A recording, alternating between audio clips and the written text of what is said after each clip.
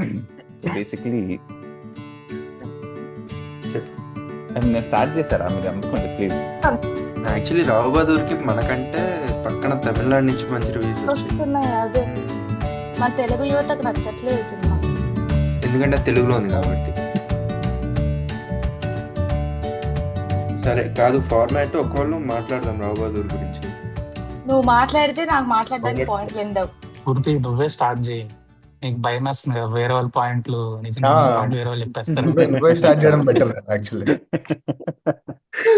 Yeah అంటే ఈ రావు Bahadur movie total experience చాలా పాయింట్స్ ఉన్నాయి, మాట్లాడుకుంటూ వెళ్తే మనకు ఫుల్ పాడ్కాస్ట్ అవుతుంది. కానీ నా హైలైట్స్ చెప్తా, నన్ను ఇన్ఫ్లుయెన్స్ చేయకుండా నాకు వచ్చిన హైలైట్స్ చెప్తా. సో ఫస్ట్ మ్యూజిక్ గురించి చెప్పాలి. మ్యూజిక్ అంటే మనం ఎప్పుడు బీజిఎం కొట్టి ఎలివేషన్ సీన్స్ లేకపోతే వావ్ మెలోడీ, అట్లా మెలోడీ ఆఫ్ కోర్స్ ఉంది, కానీ నాకు బాగా వావ్ మూమెంట్ ఎప్పుడు వచ్చిందంటే సైలెన్స్. అసలు ఫస్ట్ హాఫ్ లో చాలా పార్ట్స్ వరకు అలా సైలెంట్ గా ఉండి ఆ డైలాగ్స్ పడుతుంటే దాని ఇంపాక్ట్ తెలుస్తుంది. అట్ ద సేమ్ టైం ఆ ఆ తెలుగు మాటలు ఏవైతే వినాలనుకుంటున్నామో అది బాగా వినపడ్డాయి. అండ్ ఎప్పుడైతే బీజిఎం పడిందో అప్పుడు చాలా చాలా బ్యూటిఫుల్ ఉంది. అండ్ ఆ సాంగ్ ఇంకా ఎక్స్ట్రాడినరీ. నాకైతే అసలు కళ్ళలో నీళ్ళలో వచ్చే ఆ లవ్ స్టోరీ జరుగుతున్నప్పుడు ఆ సాంగ్ బ్యాక్గ్రౌండ్ వస్తున్నప్పుడు. సెకండ్ పాయింట్, ఆ ఫీమేల్ లీడ్ క్యారెక్టర్. సో నేను మా ఫ్రెండ్స్ తో వెళ్ళి చూస్తున్నప్పుడు టిపికల్ తెలుగు ఆడియన్స్ కాబట్టి మేము ప్రతి సీన్ లో ఇప్పుడు ఈ అమ్మాయి పడిపోతే వాడు వచ్చి సేవ్ చేస్తాడు, ఈ అమ్మాయి హార్స్ రైడ్ చేస్తుంటే వాడు పడిపోతాడు, హీరో వచ్చి సేవ్ చేస్తాడు, ఇట్లా ప్రతిదీ మేము ఇట్లా అంటూ ఉన్నాం. ప్రతి మూమెంట్ లో ఉన్నాం. No, it's not a typical Telugu cinema అన్నమాట అనుకోండి. ఆ ఫీమేల్ క్యారెక్టరైజేషన్, అసలు ఆ అమ్మాయికి ఒక వాయిస్ ఉంది, ఒక ఒపీనియన్ ఉంది. She was able to say no to the hero. వాడల సో మొత్తం క్యారెక్టరైజేషన్ అంతా చాలా బాగుంది. అట్ ద సేమ్ టైం రియాలిటీకి వచ్చి సెకండ్ హాఫ్ లో చూస్తే టిపికల్ ఆ పేట్రియార్కియల్ ఆ వేవ్ లెంత్ కూడా చూపించాడు. ఆమె ఎంత ఫుల్ ఎనర్జెటిక్ గా ఉంటుందో ఫస్ట్ హాఫ్ లో. సెకండ్ హాఫ్ లో అసలు ఇలా అడ్డం పెట్టేసుకొని ఒక్క పాయింట్ కూడా చెప్పదు. అఫ్ కోర్స్ మనకు లాస్ట్ వరకు అర్థం కాదు ఎందుకో. కంప్లీట్ కాంట్రాస్ట్ కదా. ఫస్ట్ హాఫ్ లో ఆమె చాలా ఇండిపెండెంట్ గా, చాలా స్ట్రాంగ్ గా, అంటే ఆ ఆ టైం లైన్ లో అలాంటి ఉమెన్ ఉన్నారా అనే థాట్ కూడా వస్తుంది. బట్ కంప్లీట్ కాంట్రాస్ట్ లో సెకండ్ హాఫ్ లో ఆమె ఇలా చూసేసరికి ఏమేంటి ఇలా ఉందని. అండ్ ఫస్ట్ హాఫ్ లో వాళ్ళిద్దరు ఈక్వల్స్ అన్నట్టు చూపిస్తారు. ఈవెన్ మెయిన్ లీడ్ కూడా ఆమెను ఈక్వల్ గా ట్రీట్ చేస్తూ అన్నిట్లో ఎక్కడ డిస్రెస్పెక్ట్ చేయడు, ఆమె ఒపీనియన్ కి వాల్యూ ఇస్తాడు, అడ్మైర్ చేస్తాడు, వావ్ అనుకుంటూ తిరుగుతుంటాడు. పెళ్ళి అయిపోయాక అసలు కంప్లీట్ వాడికి ఎప్పుడైతే ఆ సీడ్ పడుతుందో మైండ్ లో, అప్పటి నుంచి అసలు కంప్లీట్ కాంట్రాస్ట్ గా బిహేవ్ చేస్తాడు. ఆ అమ్మాయి అసలు నోరిప్పదు. ఆ అసలు లాస్ట్ వరకు ఎందుకు ఈ అమ్మాయి అంత సైలెంట్ గా ఉంది అనుకుంటా తెలిసింది. అండ్ పేట్రియార్కియల్ సొసైటీలో అసలు ఉమెన్ ఓపెన్ అవ్వని టైంలో ఇంక ఇలాంటిది ఉంటే అసలు ఓపెన్ అవ్వదు అని మనకు లాస్ట్ లో అర్థమవుతుంది. కానీ ఈ 2 పాయింట్స్ హైలైట్ చేయాలి. స్ఫూర్తి ఎండ్ చేసిన పాయింట్ ఉండింది కదా, ఐ థింక్ నాకు ద బిగ్గెస్ట్ వావ్ ఫ్యాక్టర్. కానీ అది సడన్ గా అనిపిలా, నాకు లాస్ట్ లో అనిపించింది. స్టోరీ ముందు నుంచే బ్యాక్ అండ్ ఫోర్త్ వెళ్తూ ఉంటుంది కదా. మహారాజ్ దగ్గర స్టార్ట్ అవుతుంది, తర్వాత back to past and back and fourth. దాంట్లో అది అంత అబ్రప్ట్ గా స్విచ్ అవుతున్నా కూడా వాణ్ణి ఒక వేరే ఎంటిటీగా చూస్తూ వచ్చాను, వీడిని ఒక వేరే ఎంటిటీగా చూస్తూ వచ్చాను. కానీ ఎందుకో ఎక్కడ ఆడ్ అనిపిలా. ఆడంత ప్రోగ్రెసివ్ గా అంత ఓపెన్ మైండెడ్ ఉండి వీడింత కన్జర్వేటివ్ గా ఉంటూ చూసినా కూడా ఎప్పుడు అనిపిలా నాకు. తర్వాత ఒక ఈ కండిషనింగ్ సాంగ్ పడుతుంది చూడు, చిన్న అప్పుడు నాకు అనిపించింది, ఒర్రే అవును అసలు వీడు మారాడు కదా, వీడు మారింది కూడా నాకు అర్థం కాలేదు. ఇమీడియట్ గా బ్యాక్ అండ్ ఫోర్త్ వెళ్తున్నా కూడా ఎప్పుడు అనిపిలా ఎందుకు అట్లా అయ్యాడు అనే క్వశ్చన్ పెద్ద రాలేదు. అంత కాంట్రాస్టింగ్ ఉన్నా కూడా ఏంటిది ఇలా తయారైపోయాడని అనిపించలేదు. అది నాకు ఆ స్క్రీన్ ప్లేలో క్యాప్చర్ చేసి పెట్టిన ఇది బాగా సర్ప్రైజింగ్ అనిపించింది. ఈ క్వశ్చన్ వచ్చింది నా సినిమాలో ఒకటే, ఒక మామూలుగా మనం లాజిక్ ఎత్తుకుంటాం కదా. సో ఈ మూవీలో అంత లాజిక్ లేకపోవడం, అసలు మనం లూప్ హోల్స్ ఎత్తకడం అసలు అంత దొరకలేదు. ఒక్క క్వశ్చన్ నా ఫ్రెండ్ అడిగింది ఏంటంటే, ఇప్పుడు వాడు అంత ప్రోగ్రెసివ్ గా ఉన్నవాడు ఒక్క నైట్ కలతో వాడు మారిపోతాడా ఇలా కంప్లీట్ ఆపోజిట్ అని. అఫ్ కోర్స్ నేను చెప్పిన రీజనింగ్ ఏంటంటే వాళ్ళ ఫాదర్ డెత్ అప్పుడే అయింది, అమ్మాయి నువ్వు అప్పుడే చెప్పింది, సో ఇవన్నీ కలిపి వాడికి కొట్టి అయి ఉంటుంది అని. ఏంటంటే ఒకవేళ ఇండివిజువల్ రీజనింగ్స్ ఇచ్చుంటే అది ఆ రామప్ప కథ అయి ఉండేది. లైక్ స్పెసిఫిక్ గా వాడికి మ్మ్. జరిగింది కాబట్టి అబ్బా వాడి స్టోరీ కదా ఇది మనకేంటి సంబంధం అనేది అయి ఉండేది.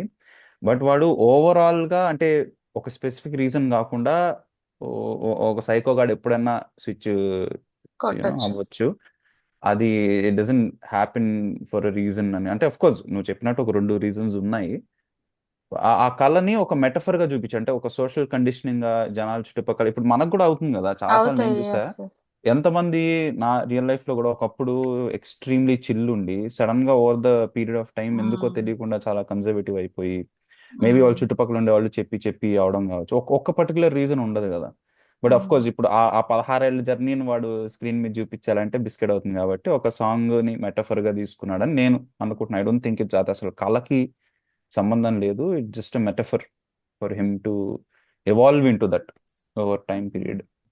వాడు యాక్చువల్లీ ప్రోన్ టు కండిషనింగ్ అనేది మనకు ముందే హింట్ ఇచ్చుంటాడు. ఫ్లాష్ బ్యాక్కి కట్ అయినప్పుడు వాడిని ఒక కేజ్లోకి వేసేస్తాడు లిటరల్లీ. వాడు ఎంత ప్రోగ్రెసివ్ అయినా కూడా he's prone to be in that cage. అవును. యా అది a yeah type of cage అయినా కానీ vulnerable to such conditions. He's not a unique entity కదా. ఆ, యా వాడు కూడా ఒక మనిషి, వాడి చుట్టూ చాలా కండిషన్స్ ఉంటాయి.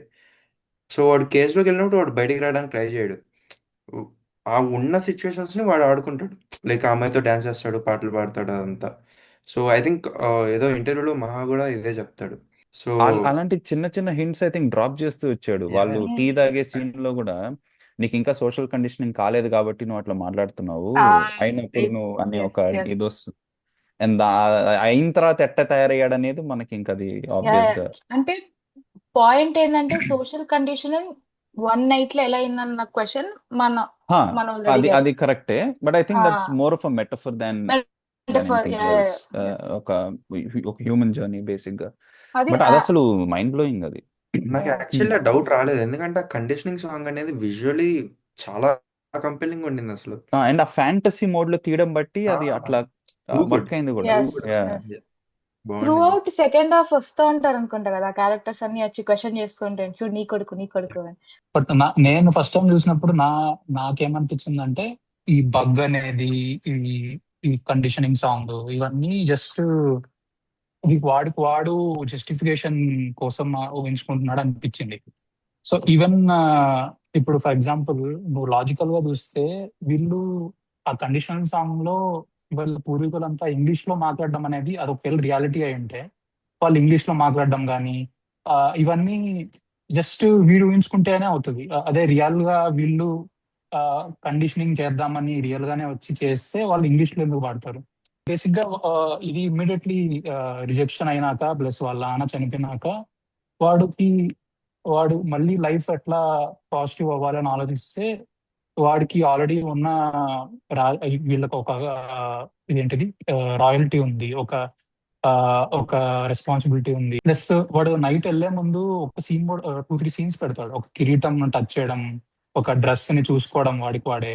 సో వాడు ఆల్రెడీ వాడు డ్రీమ్ ముందే వాడికి వాడే జస్టిఫికేషన్ ఇచ్చుకుంటాడు. ఓకే నేను మేబీ ఇట్లా ప్రిన్స్ అయితే నేను హీరోయిన్ ని పడేయచ్చు నా పవర్ వాడి. సో ఇంక వాడే జస్టిఫికేషన్ ఇచ్చుకొని వాడికి డ్రీమ్ వచ్చినట్టు అనుకొని నన్ను కండిషనింగ్ చేశారు కాబట్టి నేను ఇట్లా అయ్యాను అని చెప్పి వాడి రాంగ్ క్యారెక్టర్ కి జస్టిఫికేషన్ ఇచ్చుకున్నట్టు అనిపించింది. ఈవెన్ వాళ్ళ ఫాదర్ కూడా నా ఒపీనియన్ లో వాళ్ళ ఫాదర్ ఊహించుకున్నదే ఇట్లా నీకు కొడుకు ఎక్కడ అది ఇది అనడం కూడా అది నేను ఒకవేళ చనిపోతే నన్ను ఇట్లా అంటారు అని చెప్పి వాడికి గిల్ట్ ఫీలింగ్ వల్ల వచ్చిన ఇమాజినేషన్ అనుకుంటున్నాను నేనైతే. ఎందుకంటే అది వాడు కొడుకు కాకపోతే వాళ్ళ పూర్వీకులకి తెలుస్తుంటది కదా. అంటే ఒకవేళ సూపర్ న్యాచురల్ కాన్సెప్ట్ ఉన్నప్పుడు వాళ్ళకి తెలియలేదంటే ఇది వాళ్ళ నాన్న కూడా ఊహించుకున్న విషయమే ఉంటుంది.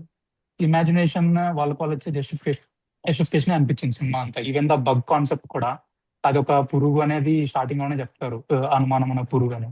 సో ఇవన్నీ జస్ట్ ఆడియన్స్ కి సింప్లిఫై చేయడానికి డైరెక్ట్ బేర్ ట్రూత్ ముందు పెడితే ఆడియన్స్ అందరు తీసుకునేలాగా ఉండకపోవచ్చు. ఆల్రెడీ ఇప్పుడు ఎవరు తీసుకోవట్లేదు.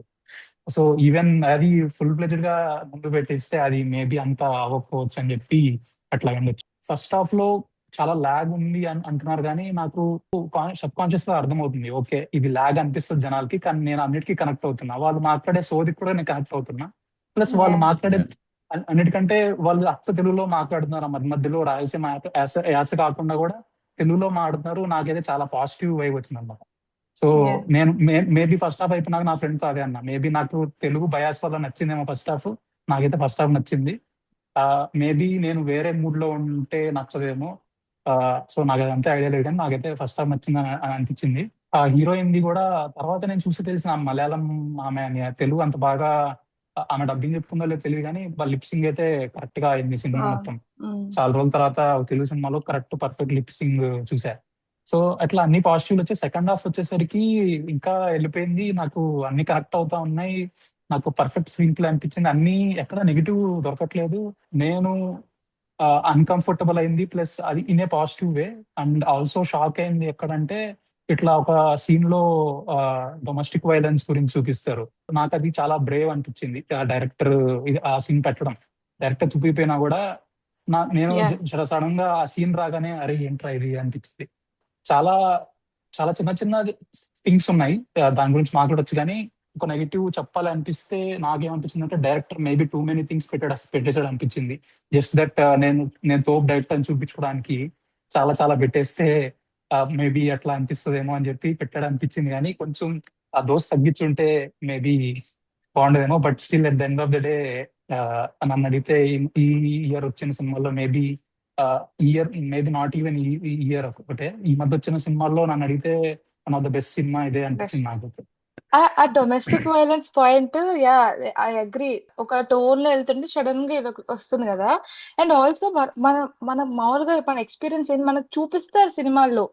వాళ్ళు యాక్చువల్ గా ఏం చేస్తారు చూపిస్తారు. ఇక్కడ చూపించకుండానే అంతే ఇంపాక్ట్ వచ్చింది. ఆ ఎఫెక్ట్, అండ్ అవును, కరెక్ట్. వచ్చిన అంటే ఆ పిల్లాడు చూడ్డం మనకు అని ఆ ఇక్ ఫ్యాక్టర్ మామూలుగా. ఇప్పుడైతే తలలే తెగ్గొడుతున్నారు, కసానికి వస్తున్నారు, ఇవన్నీ ఉండి కూడా మనకు అరే ఇది చూపించకుండా అంత బాగా రావడం. యా ఈ మధ్య వచ్చిన వాటిలో హిట్ 3 కాదు, లేదా కిల్ అని హిందీ సినిమా ఒకటి వచ్చింది. ఇవన్నీ చూసి ఎక్స్ట్రీమ్ వైలెన్స్ కదా, ఇంకా ఆల్మోస్ట్ డీసెన్సిటైజ్డ్ అయిపోయాడులే జనాలు, ఇంకేం లేదు అనుకున్నా. కానీ నాకే సర్ప్రైజింగ్ గా ఆ స్కెలిటన్ సీన్ వచ్చినప్పుడు ఇట్లా, అంటే అంత వైలెన్స్, అంత బ్లడ్ షెడ్, తలకాయలు ఎగిరే చూసిన వాళ్ళం కూడా మనకు అది అంటే అంత సైకలాజికల్ గా స్క్రీన్ ప్లే రాసుకో ఉన్నాడు అదే. తను. సో ఐ థింక్ అది ఈ సేమ్ డొమెస్టిక్ వైలెన్స్ సీన్ లో కూడా కనిపించకుండా కూడా ఎఫెక్ట్ రావడానికి రీజన్ ఐ థింక్ అంత స్ట్రాంగ్ స్క్రీన్ ప్లే పెట్టుకొని యా కనెక్షన్స్ చేయడం వల్ల. ఐ థింక్ అది దట్ ఈస్ ఎమోషన్ వెరీ నేనే కాస్ట్ కూడా, నే ఆ ఎమోషన్ అట్లా మెయింటైన్ అయింది. ఆ కాస్ట్, ఆ చిన్న కరెక్ట్, పిల్లోడు కాస్ట్ కూడా హిజ్, అంటే ఎగ్జాక్ట్లీ, ఆయన ఆ పిల్లోడు ఎక్స్ప్రెషన్స్, వాయిస్ అన్ని కూడా అవును. టచ్ చేస్తాయి యా డైరెక్ట్. అసలు ఆ సీన్ ఈరోజు ఎన్నేళ్ళమ్మా అన్నప్పుడు వస్తుంది చూడు, అదైతే ఇంకెన్నేళ్ళు. నాకు ఇంకెన్నేళ్ళమ్మా అని. అసలు అది గట్టి కొట్టింది అది. ఈ పాయింట్ కూడా మేబీ జీవన్ చెప్తాడేమో, నేను మాట్లాడిస్తున్నా కానీ. బేసికలీ సాంగ్ ఏంటది? కనెక్ట్ చేసింది నాకు బాగా నచ్చింది. ఐ మీన్ స్టార్టింగ్ లో వాడి క్యారెక్టరైజేషన్ అంతా చూపించేటప్పుడు హిజ్ ఎక్స్ప్లోరర్, ప్లే బాయ్ అన్నట్టుగా, ఆ, దేశ సంచారి అని చెప్పి ఆ పాట పెట్టి మ్మ్. చూపిస్తారు. అండ్ కట్ చేస్తే వాడు ఇక్కడికి రాగానే he's impressed with this lady. వాడు లవ్ చేస్తాడు. వాళ్ళిద్దరు లవ్ స్టోరీలు, ఆమె లవ్ చేసేది ఏమి ఉండదు. వాడి పాయింట్ ఆఫ్ వ్యూలోనే మనం మొత్తం కనిపిస్తుంటది. అండ్ వస్తుంది. ఆ సాంగ్ లిరిక్స్ నాకు చాలా నచ్చింది. సంచారినై తిరుగుతూ ఉన్న నన్నే అధికారంగా నీ కళ్ళ వాకిట్లలో అని చెప్పి ఆ లైన్ అసలు చాలా బాగా కనెక్ట్ అయింది నాకు. ఆ వర్డ్ తీసుకొని ఆ, ఎలా ఉండేవంటే మ్మ్. నీకోసం ఇలా మళ్ళీ ఇంకా బానిసని అయిపోయాను అన్నట్టుగా చూపించాడు. వాడి లవ్ కూడా నాకు చాలా బాగా కనెక్ట్ అయింది. ద వే, అంటే ఇట్స్ నాట్ లైక్ నేను ప్రిన్స్ని, నేను ఇంకా నేను కోరుకుంటే నువ్వు ఇంకా ఆ, నన్ను పెళ్లి చేసుకోవాల్సిందే అనే థాట్ ప్రాసెస్ వాడికి ఉండదు. ఆ, అంత ఓపెన్ మైండెడ్గా ఉంటాడు వాడు వచ్చినప్పుడు, తిరిగి వచ్చినప్పుడు. But we know how he changes later. And ఇంకోటి ఏంటంటే, True. వాడు స్టార్టింగ్ నరేట్ చేస్తూ ఆ ఒక్క వాడిని ఆ రోజు నేను కలవకపోయింటే నా లైఫ్ వేరేలా ఉండేది అని చెప్పి చెప్తాడు కదా. ఆ, వాళ్ళ ఫ్రెండ్ ఆ డాక్టర్ ఎవరైతే ఉంటాడో అవును, వాడు నిజంగా వచ్చి అవును, కలవకుండా వాడిని తీసుకెళ్లకుండా ఉంటే, అంటే వాడు ఇంకా ఎక్స్ప్లోర్ చేస్తూ ఇంకా వెనక్కి వచ్చేవాడు కాదేమో. వాళ్ళ నాన్నతో ఎమోషన్ నాకేం అంత చూపించలే. ఐ మీన్ వాడికి వాళ్ళ నాన్నకి అంత ఎమోషనల్ కనెక్ట్ ఉన్నట్టు ఆ, అంతేమి ఇంపాక్ట్ఫుల్గా నాకు అనిపించలేదు. మేబీ చనిపోయినా కూడా వాళ్ళ నాన్న వచ్చేవాడో కాదో, because he was in that mode కదా. అంటే వాడు ఇంకా నేను ఎక్స్ప్లోర్ సంచారి. చేసేయాలి, నేను ఇంకా వెనక్కి రాను, దిస్ ఇస్ మై లైఫ్ అన్నట్టుగా వెళ్ళిపోయి ఉంటాడు. కాంట్రడిక్టింగ్ టు యువర్ ఒపీనియన్ నాకు అనిపించింది ఏంటంటే వాళ్ళిద్దరికి చాలా ఉంది emotional connect. Actually maybe bond నాకు నేను చిన్నప్పుడు సీన్స్ వల్ల అనిపించింది. కనెక్ట్ అయ్యింది. అండ్ ఆ కవిత వల్ల ఎంత బ్యూటిఫుల్ కవిత అసలు అదైతే అసలు చాలా బాగుంది అది. దానివల్ల ఇంకా వాళ్ళిద్దరికి ఎక్కువ బాండ్ ఉంది. అందుకే వాడికి ఆ ట్రిగ్గర్ అయ్యింది వాళ్ళ నాన్న చనిపోయాక అన్నట్టు. ఇప్పుడు ఆ ఎమోషన్ అక్కడ పండకపోతే మిగతా అంతా ఇల్లాజికల్ అనిపిస్తుందేమో. పురుగు దిగి నేను I don't know, like maybe నేను కొంచెం ఎక్కువ లోతుగా అనవసరంగా డిగ్ చేస్తాను తెలియదు కానీ, బట్ ఒక కోఇన్సిడెన్స్ అయి ఉండొచ్చు అనిపించింది. ఆ పురుగు ఇట్లా నేలలోంచి బయటకు వచ్చి దూరుతుంది చూడు ఫస్ట్, అవి లైక్ ఐ థింక్ సికాడాస్ ఏదో పురుగు సర్టెన్. వాటి బేసిక్ స్ట్రక్చర్ ఏంటంటే యా యా ఒక 8 to 10 యా యా ఇయర్స్ అవి భూమిలో పెరిగి తర్వాత బయటకు వచ్చి అవి సర్వైవ్ అయ్యేది ఎంత తెలుసా, 2 weeks. వీడు 8 years ఆ రూమ్ లో ఉండి వీడికి ఫైనల్లీ ఫ్రీడమ్ వచ్చి బయట వాడు బతికేది ఎంత తెలుసా, 2 weeks. ఆ 2 weeks ఆ కోర్ట్ టైం వాడు అదే కదా, ఇంకా 2 వారాలు అని వాడు అనుకుంటాడు. నువ్వురా పురుగు అంత అదే లోతుకి వెళ్ళిన నువ్వు. అదే కదా ట్విట్టర్ లో రెడ్డిట్ లో నువ్వు అసలు కమాన్ మళ్ళా నువ్వు చెప్పి నువ్వు ఇంకో 20 minutes చెప్పు, 40 minutes పాడ్కాస్ట్ చెప్పు. అంత లేదు జూమ్ కి ఇప్పుడు. సో నా ఎక్స్పీరియన్స్ ఏంటంటే స్టోరీ ఇదంతా పక్కన పెడితే చాలా రోజుల తర్వాత థియేటర్కి వెళ్ళి కూర్చున్నందుకు ప్రాపర్ స్టోరీ టెల్లింగ్ ఎక్స్పీరియన్స్ చేశాను నేను. అఫ్ కోర్స్ ఆఫ్టర్ సంగీతం కూడా నాకు సేమ్ ఎక్స్పీరియన్సే. సో మెసేజెస్ ఉంటాయి బట్ అవి చాలా అండర్లైన్లో వెళ్ళిపోతాయి. సండే నేను నీతో కూడా చెప్తున్నా, సండే మ్యాగజైన్ బుక్స్ చదువుతున్నప్పుడు ఒక 2 పేరాల స్టోరీ ఉంటుంది.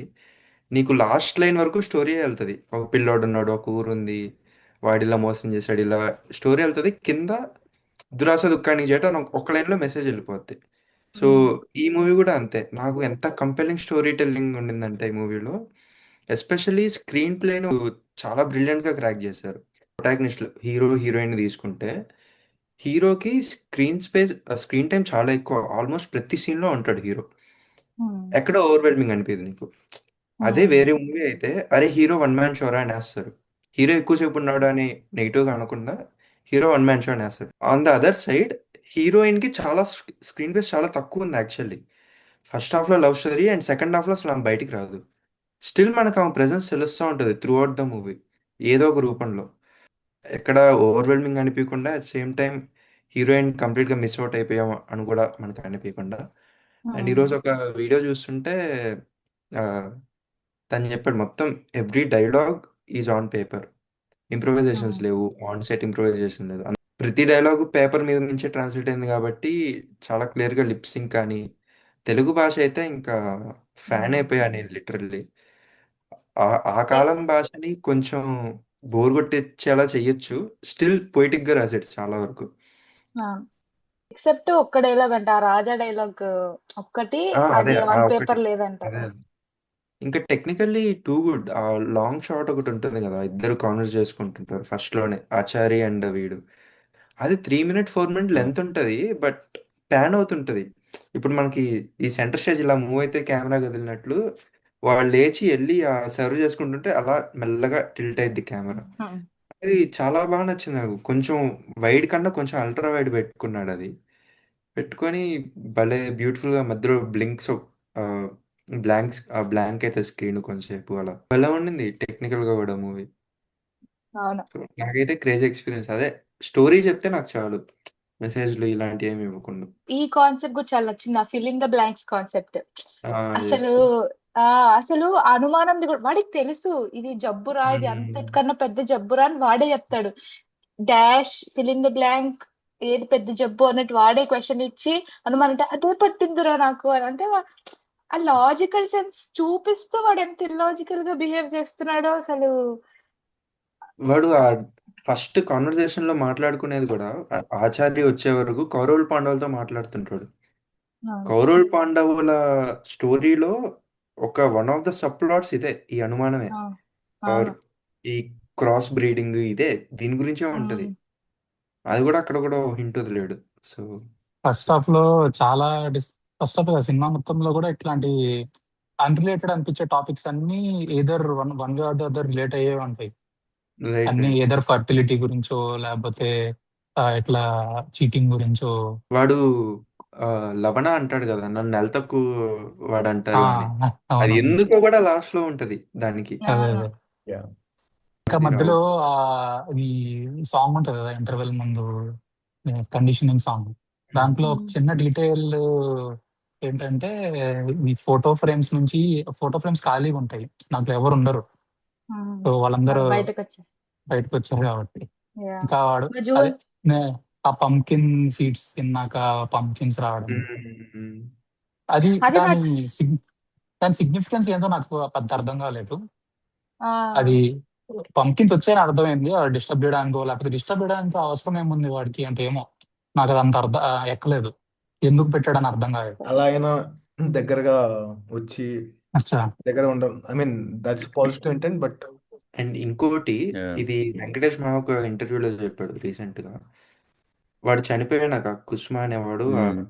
స్కెలిటన్ ఏదైతే ఉంటుందో అది వాడి మీద నాటిన చెట్టు ఒకటి ఉంటుంది కదా, Mm. దాని మదర్ రూట్స్ కి దగ్గరగా ఉంటది. వీడి రూట్స్ మాత్రం అవును, ఆ వీడి రూమ్ లోకి వచ్చి రూమ్ లోకి వచ్చింటాయి.